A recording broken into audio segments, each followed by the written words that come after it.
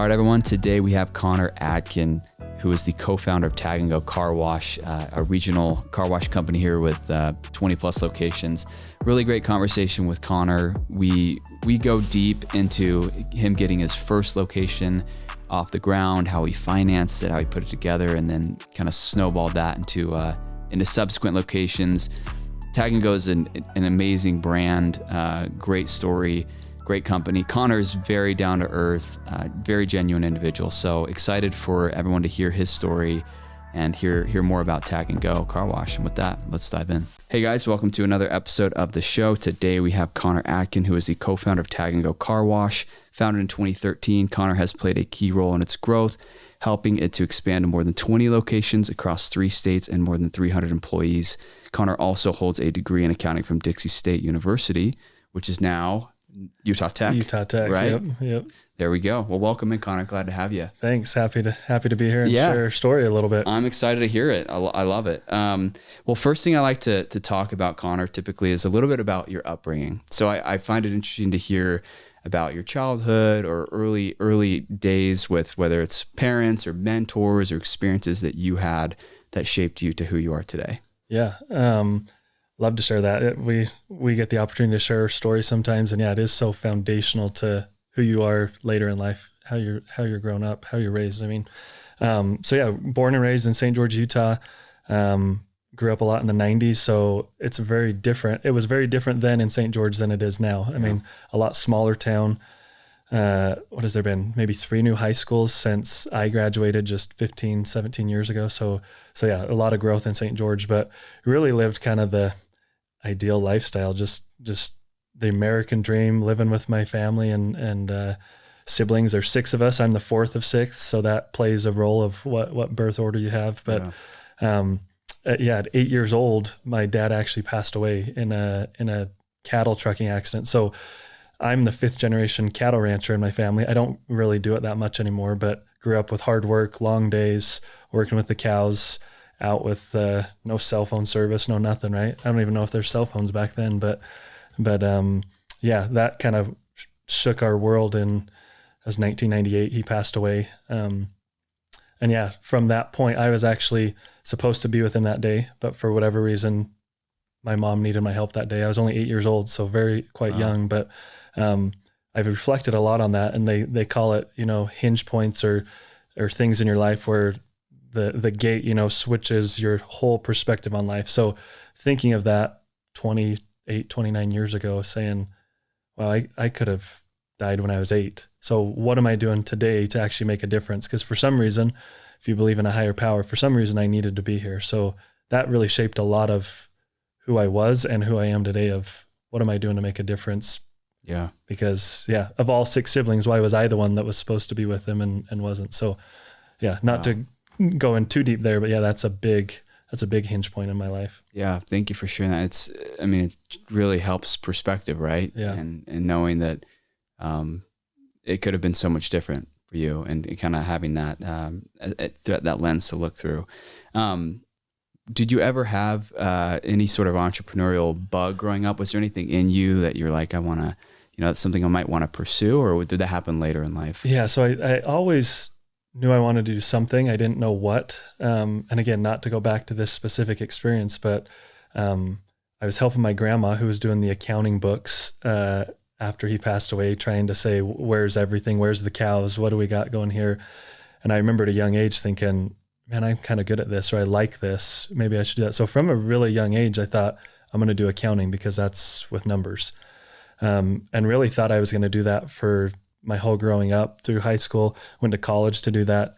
My senior year in college, thought, maybe I could do this. And a guy offered me a job and thought I would take it. And then he said, well, if you go out and raise or get some clients, maybe you can have a piece of it. And that was kind of my first maybe I could be an owner and get more of a percentage.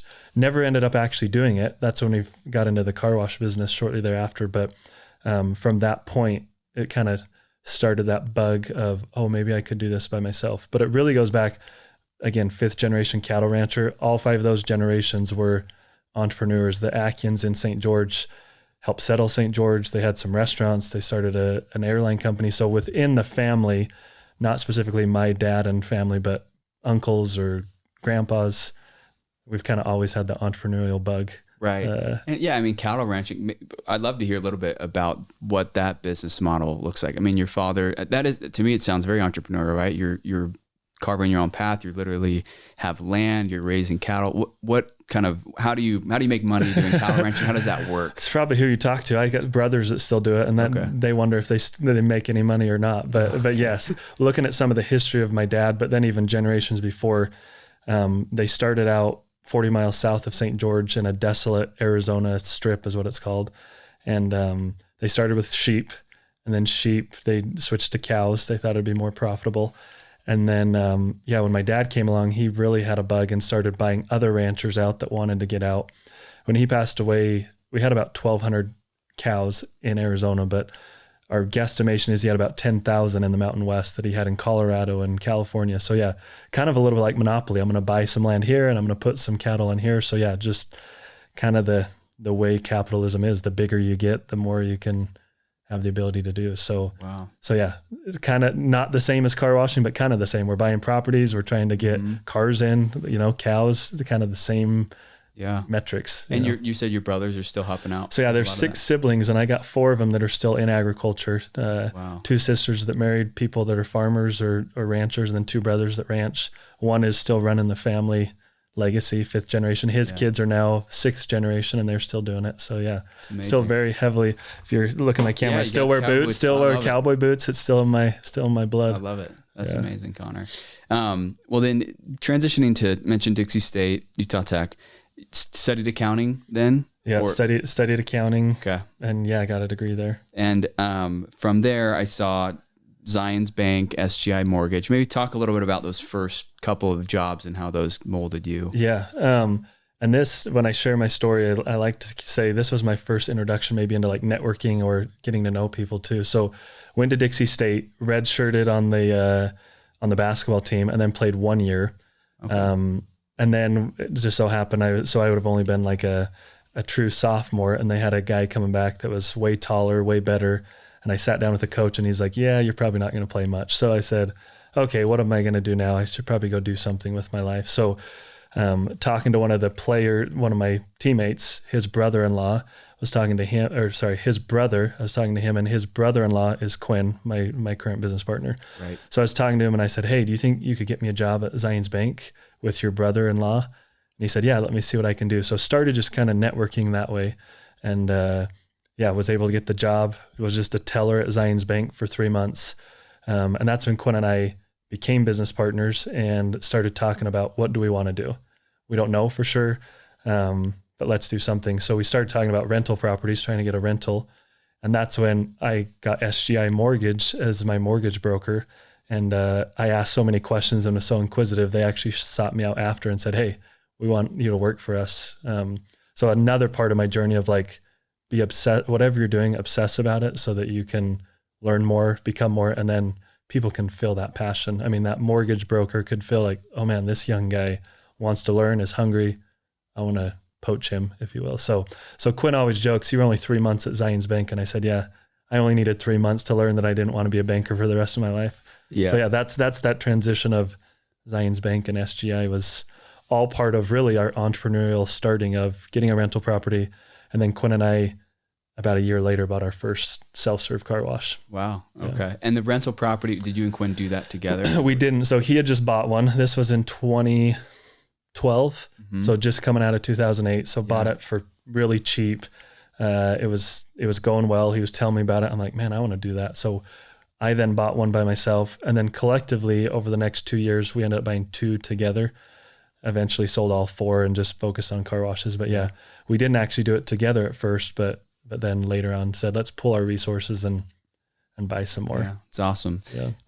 Putting your heads together, making stuff happen. So Red Dirt Car Wash, I saw that was on your bio or resume. Uh-huh. Was this the first one you guys acquired? Yeah, that was the first in Hurricane, Utah, a little 3 do-it-yourself. So self-serve car wash with 1 automatic wash. And yeah, it was a dump. I'll just say it was really dumpy. Looking back at pictures, I'm like, I don't know why we even took that on, but that's it. When you get started, you got to sometimes, you can't start at the top of the top.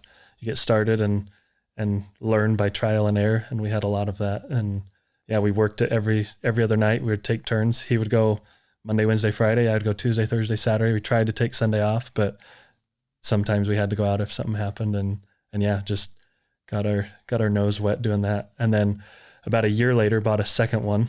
And then we both quit our jobs, me at SGI Mortgage, him at Zions Bank, and went full-time car washing. Yeah. But not the car washing you see today, 2 self-serve car washes. So yeah, what does that look like? It looks like a glorified janitor, cleaning bays up, cleaning trashes, a lot of quarters at those washes, at least back then. I know a lot's gone, cashless or trying to do that, but nowadays, but back then, just, grinding. Yeah. And love it. Quinn always jokes he took a pay cut and I took a pay increase because I was still trying to make it work in the mortgage industry. And yeah. It's mostly commissions all commissions. Yeah. So I was just a lot of networking with real estate agents and different people, but yeah. And the self-service, that's like where you have those open bays and you have a power wash thing. Correct. And you're just doing it yourself. Hurricane was a great place because there's a lot of sand dunes, a lot of people. So the problem with this one is ran down, the equipment didn't work.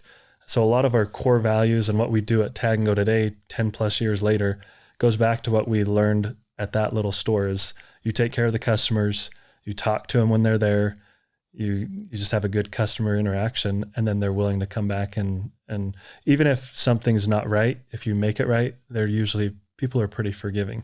Yeah. It's when you're a jerk to them or say whatever to them, then it's like, yeah, you guys, I'm going to go to one of your competitors. So right. Yeah, just started there. And yeah, it started out in 2013 to when we sold it in 2022, it was up like 600%. The red. So that one location, we ended up building that up to 5 at one given time of self-serve. So we were kind of the self-serve connoisseurs in Southern Utah. But yeah, that specific location went from and all it was the tried and true principles of take care of your customer, take care of your equipment, and they'll keep coming back. That's great.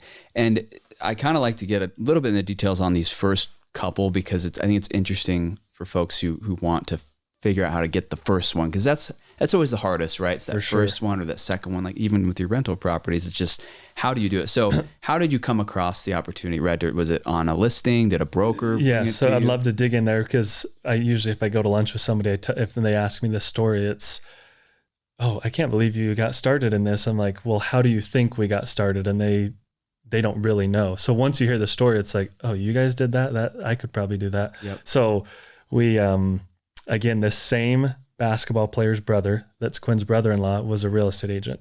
He also was a basketball coach for like the traveling teams in Southern Utah. And one of his players' dad owned this wash. So he actually listed it maybe a year and a half or 2 years prior to this, listed it, dropped the price. Nobody wanted it. So they took it off the market. So when we started telling him, hey, we want to look for something, he's like, I don't think that car wash is ever sold. Let me call him and see. So we, he called him and he said, yeah, I'm still running it. I want to get out of it. It's a pain in my neck. So we called him and talked to him, and we were literally so dumb. We didn't even know like what to ask for.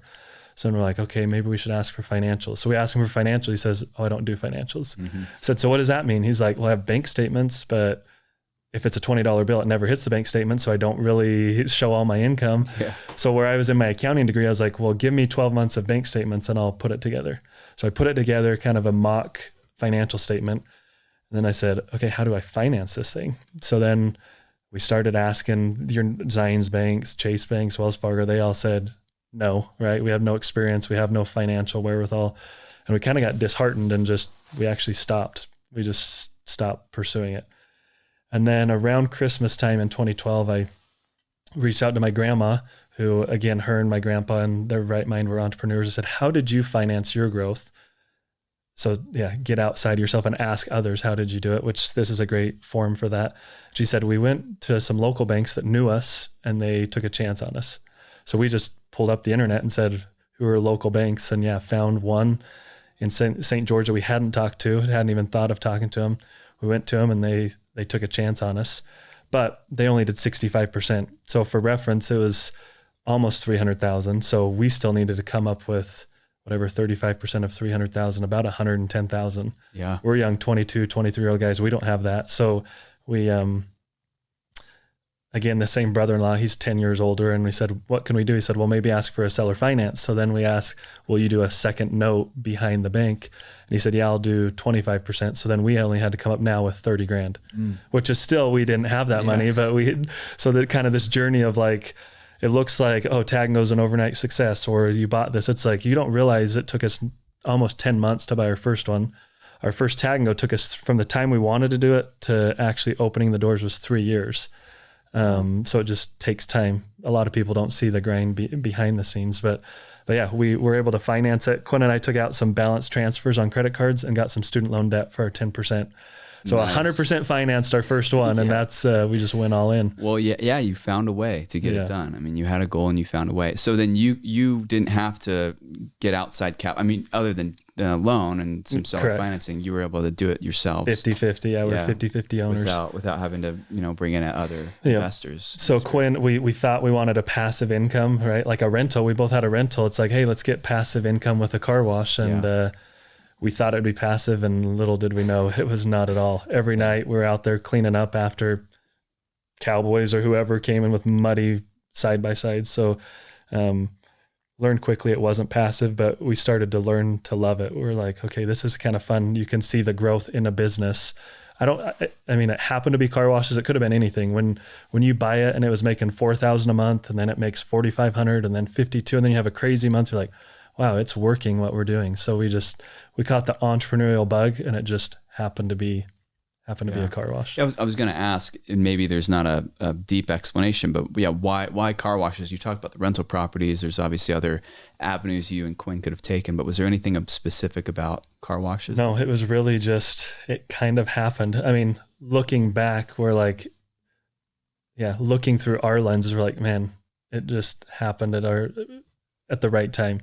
I mean, we can get sentimental. Quinn's dad actually passed away about 6 years after my dad with from a murder in St. George. Wow. I mean, if you lived in St. George, everybody remembers, because it was kind of shook the community. Sure. Wow. So we're kind of like, man, maybe we have help from our dads just helping us find a deal, because what the modern car wash is today, that everybody in Northern Utah, Southern Utah, whoever's listening, really in the whole United States, what they see, free vacuums, fast tunnels, that's been around for a while, but in Utah really was kind of still pretty novel. We got in the car wash space in 2013, opened our first Tagg-N-Go in 2016. And the brands that you see today, a lot of them outside of Salt Lake County really started around the same time or a few years later. So perfect timing. I tell people now, man, if I were trying to get in the car wash space today in Utah, it'd be really hard, because there's so many competitors with a lot of locations. It's one thing if you have one-offs everywhere, but now you got big brands with 10 or 20 or 50 in Utah, that the networking effect is just so powerful, where, when we got in at a good time. And so a little bit of luck for sure. We got a little bit lucky to get in when we did. Yeah, that's so true. So from the first location, sounds like $300,000 investment. How did it go? I mean, the first 6 months, year, and then you mentioned the second location. When did you know it was time to quit your job and kind of go into it head first? Yeah, so from sentimental, we our first day on the job, we closed on February 13th, 2013. So Valentine's Day was the first day we worked it. Quinn and I hadn't even met my wife yet, but he was newlywed about a year or 2 years. So our joke is Quinn and my day is Valentine's Day, our first business baby, Yeah. But it started out good. But in the first 3 weeks, we realized the automatic wash that does it automatically was terrible. So we would get calls every single night of people getting hosed on their money. So within the first 3 weeks, we decided to shut that down. Okay. So what we were banking on money coming in from that wash, it was completely down. And our core value, number one at Tagg-N-Go, is customer focused.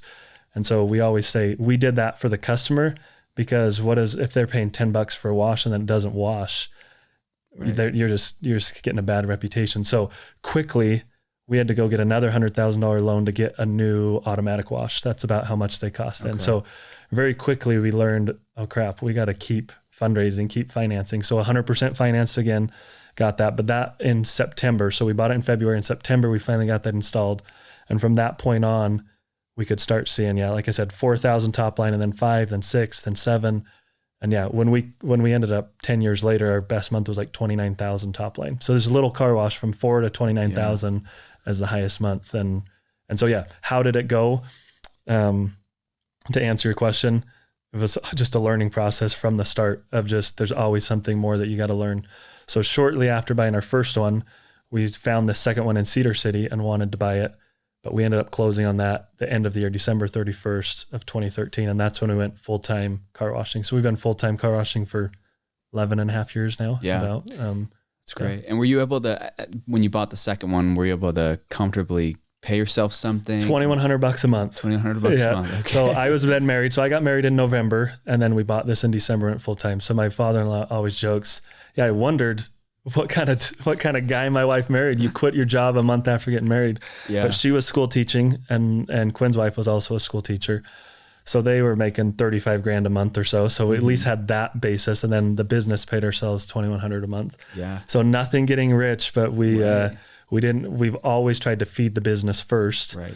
We needed enough to at least, pay ourselves to be able to live. But, but that first one, again, these self-serve car washes were kind of ran down. That's kind of our bread and butter when we started out there. They ran down. When we put love and energy into them, the customers started quickly coming back. So we thought our first one would do 14,000 top line. And in month one of us taking it was like 22,000. Wow. So that was a big break for us to say, I wonder if they were taking cash, they weren't showing again or whatever. So from that start, we just, started growing. Shortly thereafter, we kept just learning, okay, we got to keep growing, not only from the business standpoint, from personally. If you get too, kind of stagnant, then you're not growing, right? I think more important than even money is what are you personally doing to grow your mind, your skills. I'm a big believer in reading books and just teaching yourself. And so we then went into a septic business because again, we started learning and started doing stuff that, so the self-serve car washes, when you clean them up, all the dirt goes down the drain. You got to pay somebody to come and suck it out, and it's a septic truck guy. So we just got a relationship with him and started learning what he did. And he said, man, I need some help. So we're like, we'll help you. So that was really a big deal. After our second one, we then got our first employee and started driving that septic truck and learned from a young age, okay, we can make additional money from this, but he agreed to pay us our gas to go and see our car washes because it's advertising, marketing for him. We could pump our own out for cost instead of, it was a huge windfall for us from the fact of, okay, we can start learning to do some of this ourselves. We started installing our own equipment later on in Tagg-N-Go. We distributed our own soap. So we just kind of started the economies of scale and doing it within house. We're like, okay, we can control if we're doing it ourselves.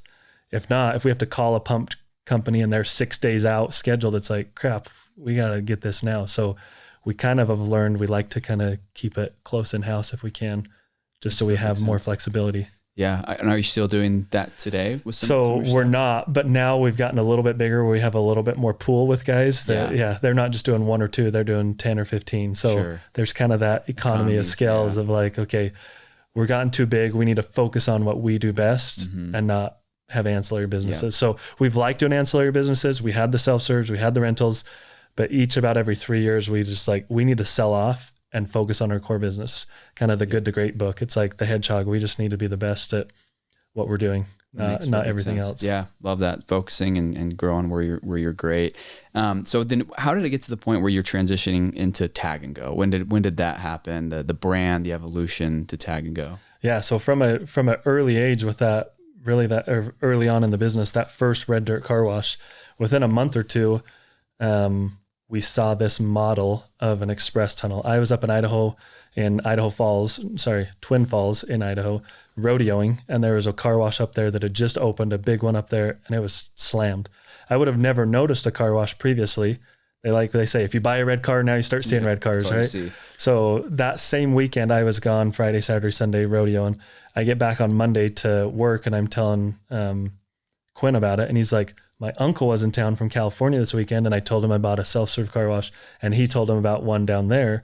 So it so happened that same weekend, we both were like, hey, we should do one of these models in St. George. I think it would do well. Didn't do any studies, didn't do anything. We just had the gut feeling, I think it would do well. So that was in 2013. We didn't open up till 2016. So that whole 3-year period was, we bought the first self-serve, we bought a second, we're doing the septic, we're trying to figure out financing, trying to just back end, trying to figure out how to do things. And then finally, got a partner that was an accountant of ours at the time, and early 2015 broke ground on our first Tagg-N-Go. So that's kind of how it came about. But from 2013, February 2013, we wanted to do Tagg-N-Go. It just took us 3 years to figure out how. Right. If we would have capitalized with the private equity company, we probably could have opened in 2014. Sure. But we didn't even know what private equity was back then, quite frankly. So we were just learning as we went. Yeah. And for the subsequent locations, was it similar structure to the first where, getting creative, local banks, seller financing, or did you get to a point where you did raise capital, or how did you guys get that's a whole, so now we're so big. Quinn handles a lot of operations. I handle all the financing, growth, and new construction. Mm-hmm. So I could write a book probably just about this, or have a whole thing about this. But yeah, we tried to do 100% financing. Thought we needed to raise about $800,000 for our equity down payment, then get a bank to do the rest. We raised about $600 from family and friends, and then couldn't raise the last $200. Got stuck. Went to our accountant to ask him, and then he said, "Why don't I just come in as an equity partner?" So we ended up getting an equity partner. And he brought in a partner. So there's 4 of us, him and a partner, and Quinn and I. Capital operations, essentially, is what it was. And thought it would open in October, ended up opening in January. One of the partners was not very happy about that. So it kind of pushed things.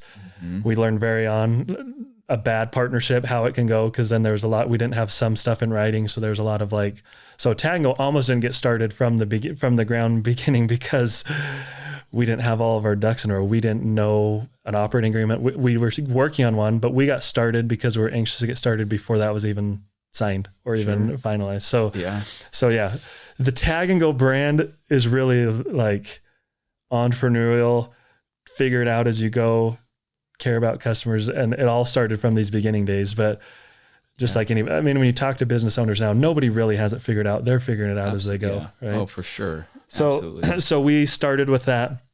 We had an agreement on equity because nothing was signed. It then got flopped, and now we're an employee of our company and didn't own very much equity. We still have a second location in St. George we want to do. And then there's a meeting where all the partners come together, and the one that was really upset said, "Buy me out." And we had no money to do it, but we said, we will. And we went and figured it out. So at that point, we now have our accountant and us 2 still in it, but essentially 100% financed. So we have 100% financed store number 1. We didn't talk about it, but store number 2 was 100% financed. We tried to bring these equity guys in, so we weren't 100% financed, but then once we bought him out, we're back again 100% financed. Okay. So nice. we're from the beginning, we're very highly levered up, and had those 2 operating, and then didn't build our third one for about 2 years. And when we went to build the third one, our partner that was still in with us, he didn't have the money. So he said, "Let's go raise it from somebody else." And we're like, "We can raise it from somebody else just as easy as you can." Yeah. So our third and fourth one were actually Quinn and I, almost like a licensing deal from our own Tagg-N-Go company. So again, all of this is just creative ways that behind the scenes nobody knows. But third and fourth, Quinn and I own, but did a licensing deal with the big 2. And then once, or with the main 2. And then once 2020 hit, we had a standing agreement to buy him out. So in 2020, Quinn and I are back to 50-50. We own 4 Tagg-N-Gos, and we thought life was good. Yeah. So I told my wife for years, 2017 on, I'm like, just wait for 2020. It'll be great. We literally know COVID-19 was going to come, but we're like, 2020 is the year. That is the year where everything is going to kind of all come together. I love hearing the stories. So you were able to get the accountant that you mentioned. He was out. You guys are back to 50-50. Yep. That 100% financed, I will add. So we had to go get, we were going to bring in a kind of small family office in Salt Lake because we couldn't figure out how to do it ourselves. Now that we'd gotten to 4 locations, it's just a bigger price tag, right? Sure. It didn't work out with those guys. Actually, Christmas Eve, 2019, we're trying to get this deal done by the 1st of 2020. We get the final documents. It doesn't work out. So I call a friend of mine then, and I said, "Is there any way you have liquidity now?" Because I talked to him a few months earlier, and he said, "We can't help you." He said, "Why don't you meet me the day after Christmas, and me and my brother will come." There's some older guys in the community down there. And by January 8th, we had closed it, 100% finance, him and his brother, and then with some banks that we just kept on.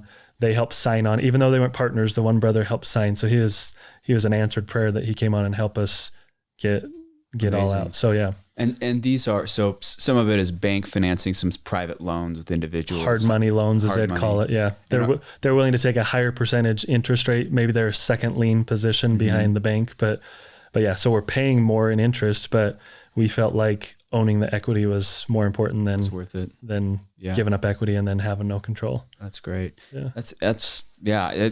I mean, just goes to show you've got, again, found a way to get it done, and having the desire to keep equity and keep ownership and keep control, at least in those initial as years, long as you can, as long right? as you could. Yeah. It's so important, because otherwise you have a bad partner, you have a bad egg in there, it can spoil things sometimes. So, and I guess before going on, I will add, so this guy that helped sign on the loans, that did some hard money loans, he helped us. He just hard money loaned us store number 5, 6, and 7 as well. Wow.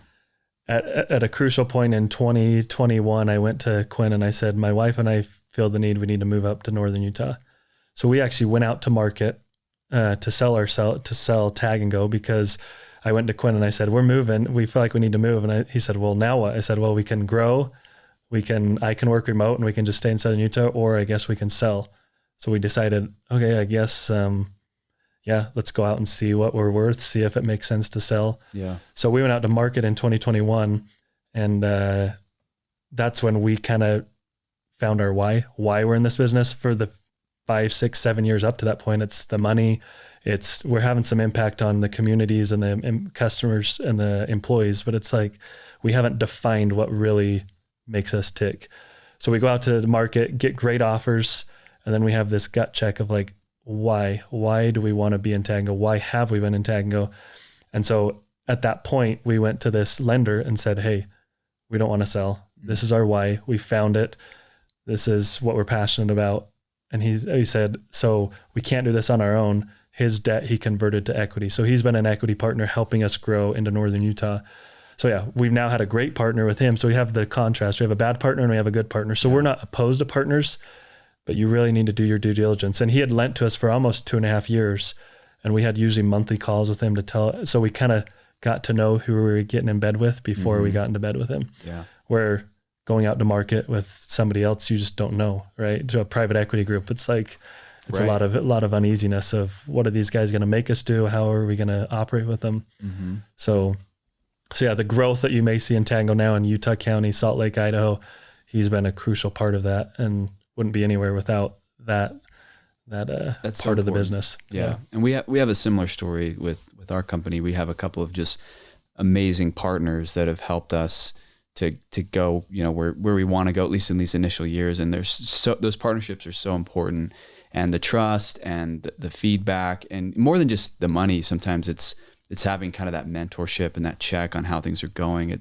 It's so crucial. So I'd love to hear that. So from 5, 6, 7, now 20 plus. 22. How did you guys go from a handful to 22? So that partner was a big part of it, because he has a better balance sheet than us. So the banks like to lend to him. We're kind of at this inflection point, though, that we've grown so fast that it's almost past him as well. So we're kind of looking to the future to say, what's the next phase of growth? But yeah, he's helped. We've, again, back to 10 years ago, learned by trial and error the last 3 years. We came up into Utah County. We have a great brand and great reputation in Southern Utah. Thought it would carry over, but now I've lived here for 3.5 years. I'm like, Utah County's so big. I thought Quinn and I both thought, a lot of people here travel to St. George, they must know us. Mm-hmm. No, they didn't. We didn't have the brand recognition. We didn't have just that, I don't know what the word, I guess what I'm calling, just, we didn't have the following that we do down in Southern Utah. So it's been a lot slower growth than we thought it would be at first, but we're starting to see it turn. That, again, if you take care of your customers, you put out a good product, they'll start coming, people will talk. It's just Utah County is so much bigger than Southern Utah that it's just taking a little bit longer. Mm-hmm. And we've learned we got to have more locations, because it's just a convenience brand, right? It's just like a gas station. It doesn't matter if you have the best gas. If it's in Spanish Fork and you live in Lehigh, you're never going to drive there. Right. But if you have it speckled where you travel down to St. George, where your parents live, in Ephraim, Utah, it's like, okay, now we have this networking effect that we start to get the brand recognition. Makes sense. And so I went to Tagg-N-Go this morning. I mentioned that, the one in Lehigh. If you're listening, the one in Lehigh has indoor vacuums, which is clutch. great experience. And have you guys leaned more on membership model, single wash model? How has that worked for you? Yeah, in the express car wash industry, that's why you've seen so many brands blow up in not only Utah, but everywhere. The membership model just can flatline your income, I guess. There's not so many ups and downs. Again, back to the self-serves, we saw without memberships, we'd have a month that did 15,000, the next month did 6. It's like, how do you plan, or how do you live off of such numbers like that, right? So yeah, membership model, of course. The networking that I've talked about, if you go to St. George, you go to Rexburg, Idaho, you don't have to pay again. So yeah, we really lean into that, but we know there's people that travel or people that just don't want a membership. So yeah, you don't ever have 100% membership, but that's a good base. And it really is the best value for people. I mean, if you can wash anywhere, right? You live in Lehi, west of I-15 right now. We got one on Pioneer Crossing, one on 2100 North, one out in Eagle Mountain. As it continues to grow, we're looking to grow out there. So if you live west out there, we hope any road almost you hit, you can hit a Tagg-N-Go. So yeah, we're still, the future compared to the past is still super bright for Tagg-N-Go because we still have so much more to do and again, it's not even the money side, it's from the networking and customer experience side. We have so much more to offer our customers. We need to keep grinding. We can't sit back and just let it happen. We got to make it happen. Yeah. And I'm curious, maybe you could walk us through kind of the economics or thought process with a new location for you guys. So looking for site selection, the location, how much it costs to put one up, what you guys are hoping to get back from that payback period. How do you guys think about the economics of a new car wash? Yeah, they're very different than when we started in 2016, right? Everybody knows construction costs during COVID went crazy. Private equity and the explosion of car washes. Now the payback period's a lot less or more years than it used to be. But yeah, for us, when you talk going to the one on 2100 North there in Lehi, there's not very many people doing that in the industry, especially if they are more private equity or publicly traded, because it's just a different beast. You have more labor, and the express model is nice because you don't have the labor. For us, where we are leaning into the regional brand is what we call ourselves. If you're anywhere in the Mountain West or I-15, you're like, I know Tagg-N-Go is a regional brand. They're partnered with the Jazz. They do the Stadium of Fire. They do these events that are big Utah events. We're doing things a little bit differently where our competitors probably don't look to that way, like the indoor wash. That one's almost double what a normal car wash costs. Sure. Because you have it's bigger, right? It's a big industrial warehouse basically.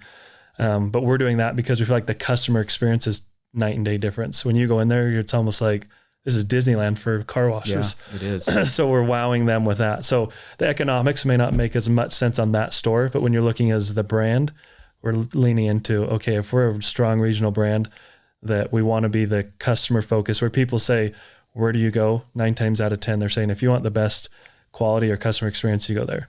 We may not be the most convenient today. We hope to get there, but that's kind of what we're doing. So economics, similar. You can find it online, 7 to 15 years. It just depends. It's heavy real estate. So we kind of have that in our back pocket that, if crap hit the fan, you at least do have something there.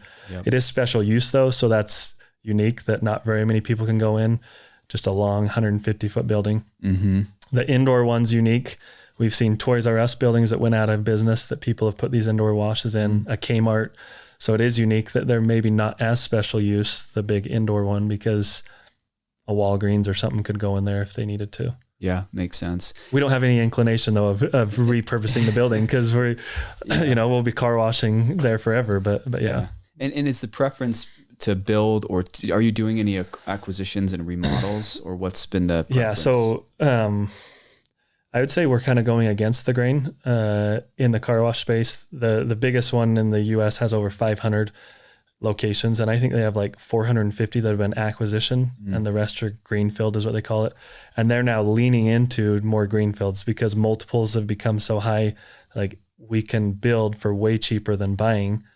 So we need to do that because we've bought so many. Where we've primarily built, of our 22, 17 of them are ground up builds and 5 of them have been acquisitions.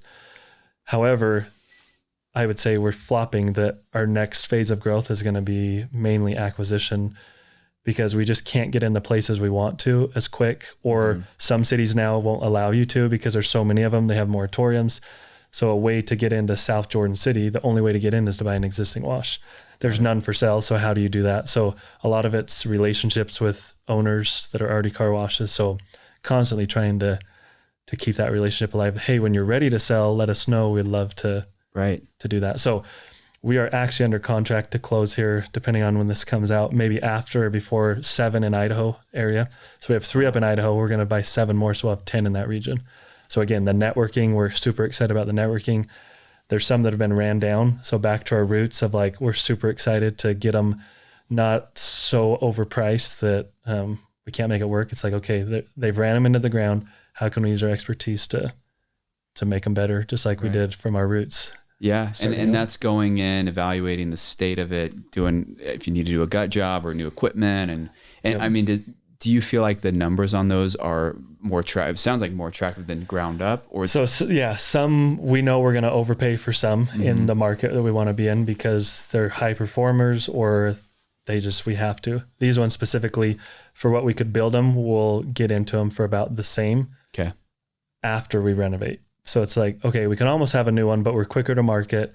We already have the spots, and in this market, I don't know if the cities really want any more coming in. They might deny if I went to try to build 7 in these areas, they'd be like, and we wouldn't want to, because now you're just slicing the pie that many more different ways. So yeah, we're super excited about it because now the networking, again, there's a lot of people in southeastern Idaho that come to Utah for kids or school or whatever. So just the networking, we're in such a unique area. Have you grown up in Utah or moved to Utah? Moved to Utah when I was 16, so Draper, Sandy area. But you realize the networking. Most people don't drive to Denver or Wichita, Kansas, but a lot of people go from Rexburg, Idaho down to St. George, Utah. Absolutely. So we kind of are really focused on this regional area. I don't ever drive to Seattle, so we're not focused on Seattle. We'd fly to Seattle, right? But driving, it's just with the airports and regional airports, it's kind of like, Absolutely. It makes sense to drive. Yeah, all along the I-15. I mean, if it's easy to swipe your membership card, from St. George to Idaho, makes a ton of sense.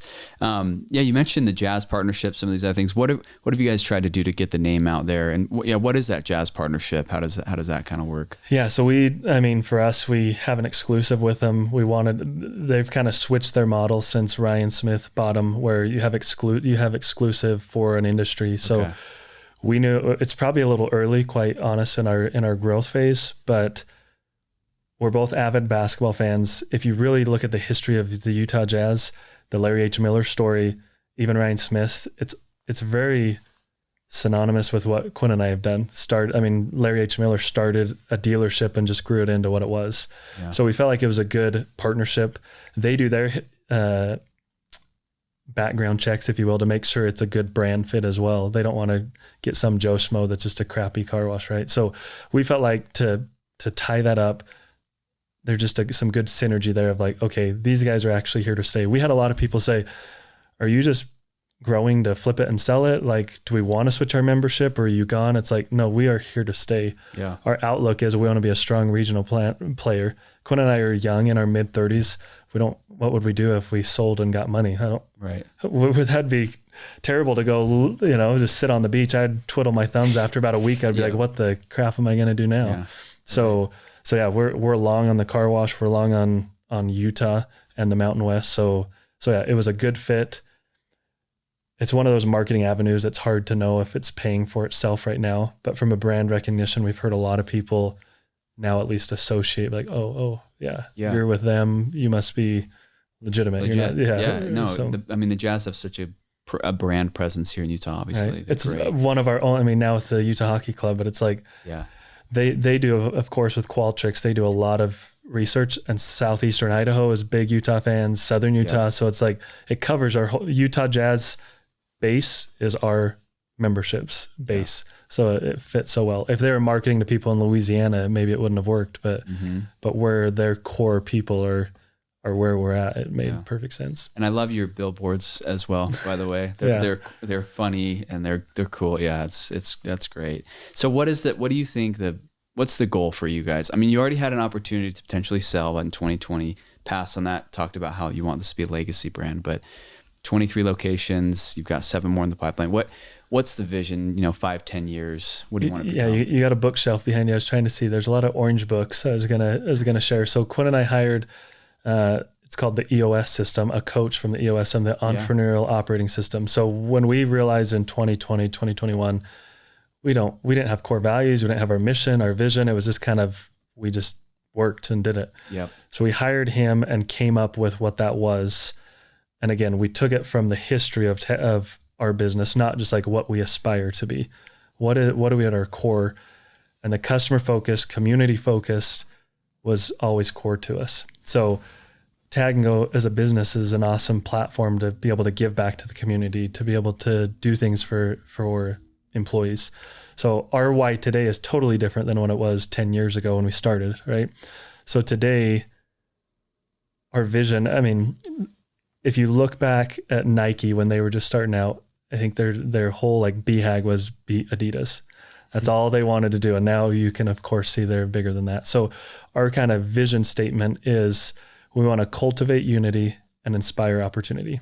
So it's got nothing to do with car washes, but within our communities and our employees, we want to cultivate a unity that they don't get anywhere else. Maybe I hope they do it their family, but there's some employees that have hard family lives and they're like, Tagg-N-Go is my home, or I feel safe here. And if you go and talk to any of it's just starting to finally pick up where you go and talk. We just hired a new guy in marketing and he's like, it's amazing the passion these people have because they're catching on to our vision of we're helping these young kids cultivate unity and then inspire opportunity. If they want to go be a nurse, great, go be it. But use your time here as a platform to learn. We've had thousands of employees in the last 10 years, but Quinn and I just a few weeks ago got a text from one that's been gone 2 or 3 years. She said, hey, I'm almost done with my nursing school. I've been working at the hospital and everybody says how great of worker I am.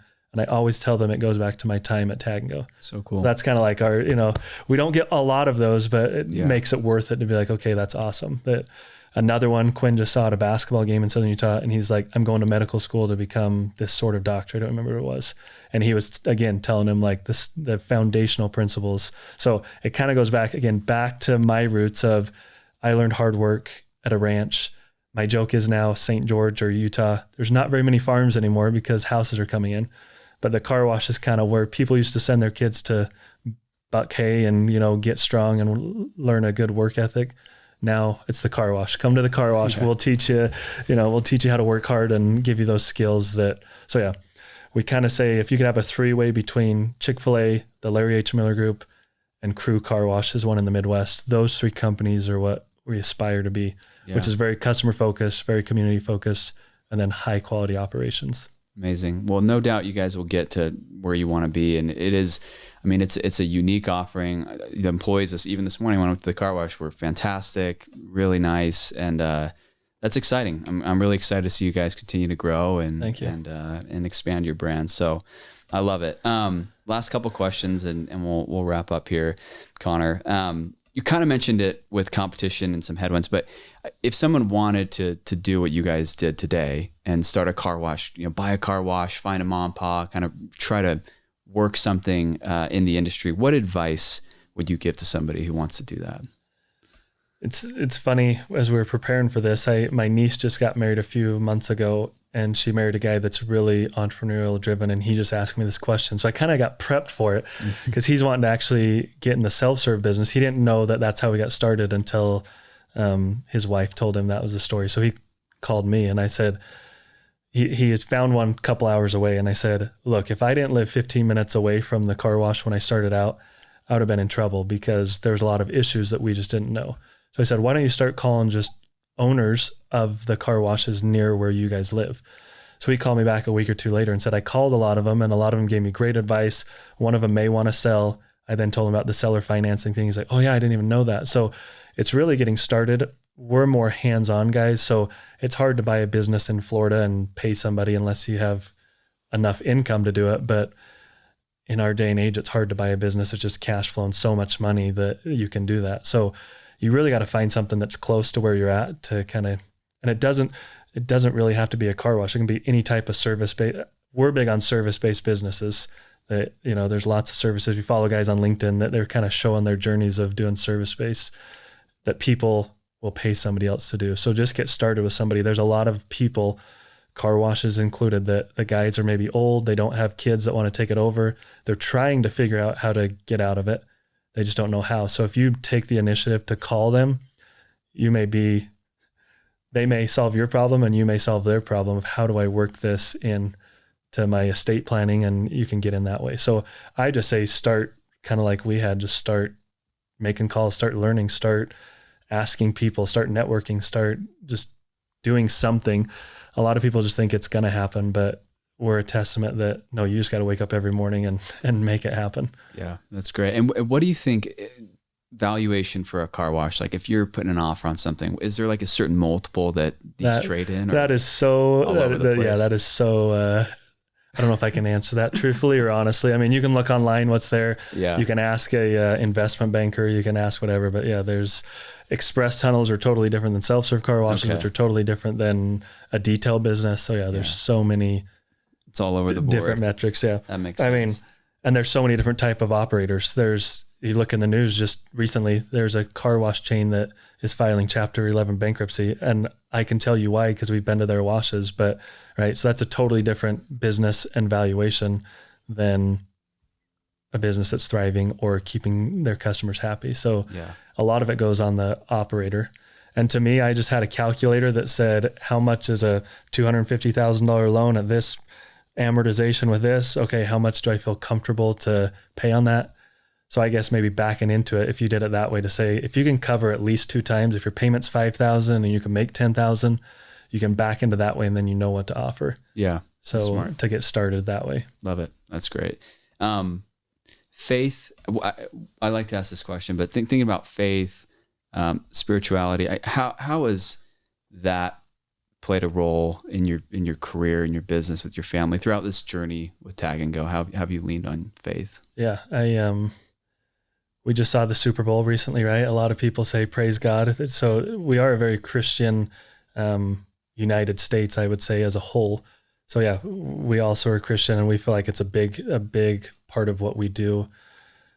The struggles you put yourself through as an entrepreneur, sometimes you need something of faith to fall back on, because otherwise it's like, man, why do we do this? There's a lot of hard things with financing and customers and employees. So for me, it's a real big thing that we lean on. Going back to when me and my wife felt we needed to move, that was a faith-driven decision. It wasn't to grow Tagg-N-Go to make so much more money. It was, we feel the need to from a spiritual basis. I don't know why, but how do we integrate Tagg-N-Go in that? And it's actually, looking back, it's been a blessing and a great integration, but it was all faith-based. So yeah, I guess to answer your question, it's very heavily weighs on our mind and is a big portion of why we do what we do. Yeah, it's great. It's great to have that guiding factor. Last question for you, Connor. Just thinking about your life and how you define success. There's a number of ways that can be measured, but how have you thought about that when you think about a life well lived, or how you want to define success?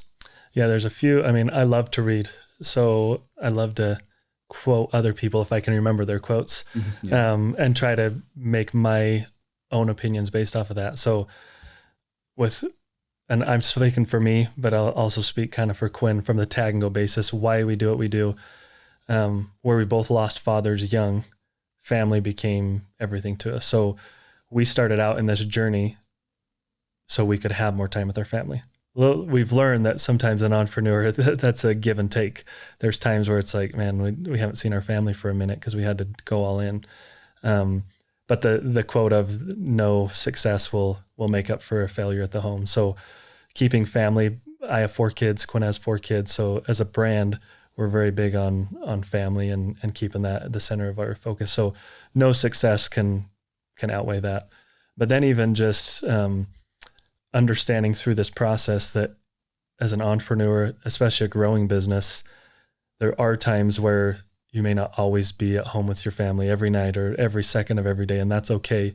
But when you're there, be all in. It's a process. We've been at this for 10 years and we're still trying to learn that when I'm home, try to leave work. As an entrepreneur, you always have stuff going through your head, but how can I be all in when I'm there with my kids? Even if I'm only 2 hours before they go to bed, or I've been gone for 2 days on a trip up to Idaho.